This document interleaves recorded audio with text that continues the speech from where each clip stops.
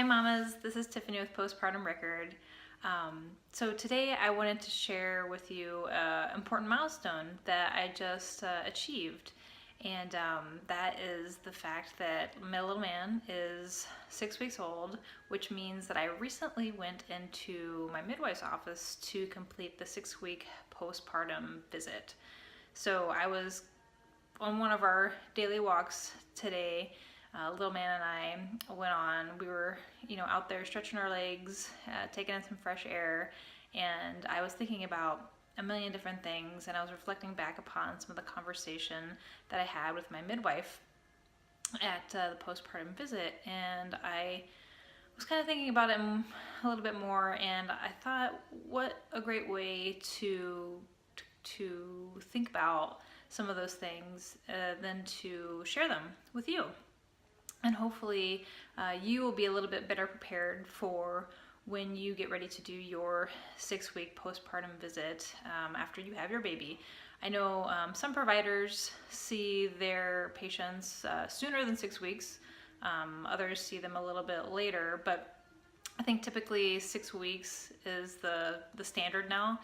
If you think about it, I mean, a lot happens in those 6 weeks, and so when you do finally get to that 6-week mark, you're trying to think about all the things that you want to talk to your provider about, whether you have a family practitioner that you visit who delivered your baby and is taking care of you, or you have an obstetrician gynecologist that is your provider, or if you, like me, have a midwife or midwife services.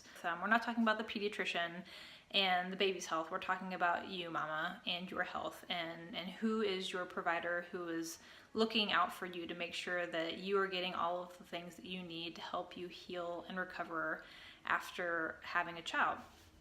So some of the things that we talked about at the 6-week visit, like I said, there's so much that goes on in those 6 weeks, but the first thing that really struck me was that they wanted to talk about my mood. I mean, before we talked about anything else, they wanted to know how I was doing emotionally, intellectually, spiritually. What's your mood? I mean, are you experiencing periods of sadness? Would you say that you have anxiety, or maybe you're even teetering into the realm of depression, right? Postpartum depression.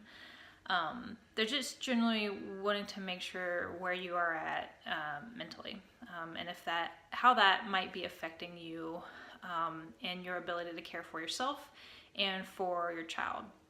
So be prepared to talk about that.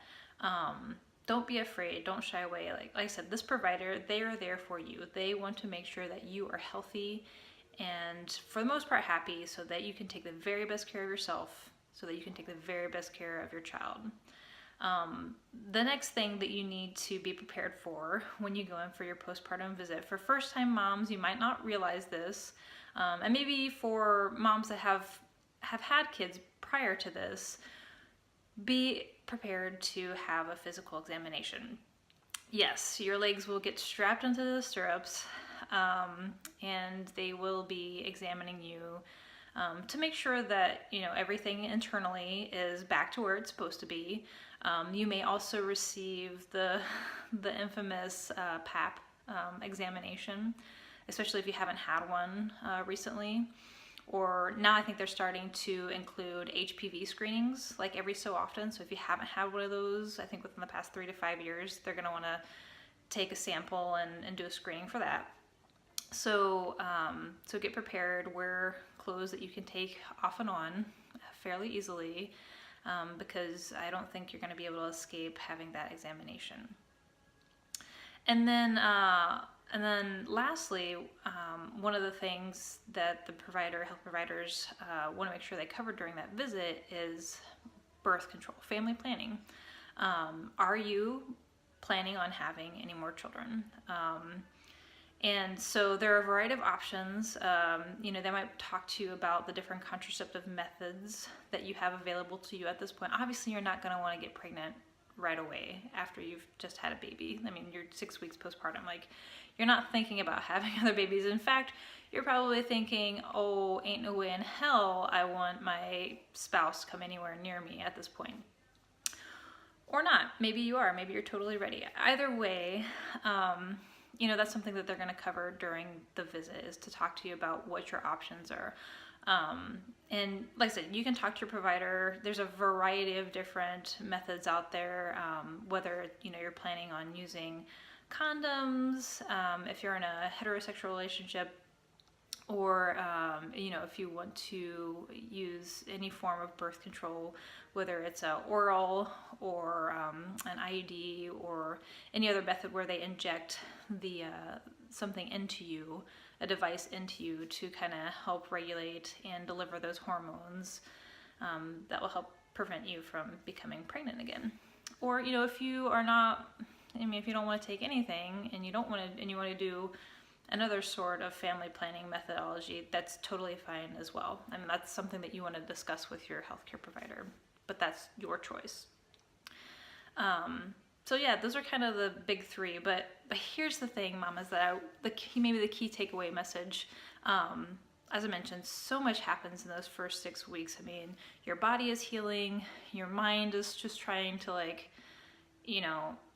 keep from going on like self-destruct mode, because you have so little sleep and there's hormones raging through your body.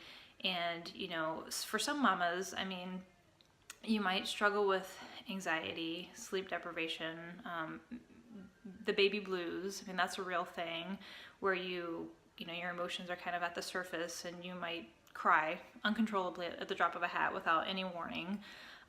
So these are all things that you should be looking out for. But here's the thing, mamas.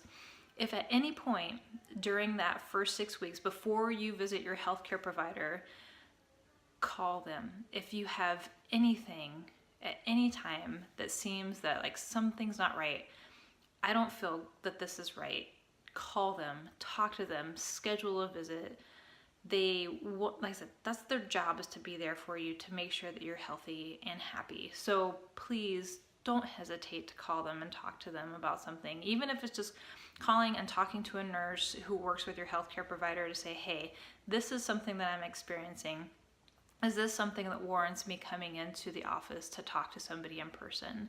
And they'll ask the questions that they need to ask to assess whether they need to see you in person, or if maybe they can give you some guidance or some help over the phone to get you on your way to feeling better, or to feeling back to normal, or whatever that would be. I don't know if normal is a good word, but yeah, don't feel like you have to stay away from the healthcare provider for 6 weeks. That's just not the case. Like I said, a lot of the healthcare providers have staff 24/7. So if it's even if it's in the middle of the night, like 3 o'clock in the morning, something's going wrong, call them. They are there to help you.